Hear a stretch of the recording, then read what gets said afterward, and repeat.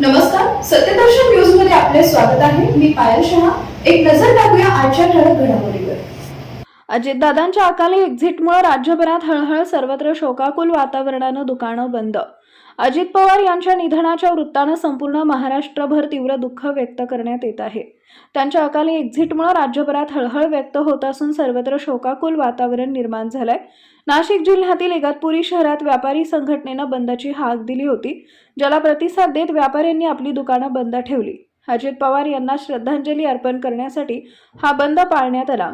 इगतपुरी प्रमाणात छत्रपती संभाजीनगर शहरातील कॅनॉट परिसरातील अनेक व्यापाऱ्यांनी आपली दुकानं बंद ठेवून अजित पवार यांना आदरांजली वाहिली.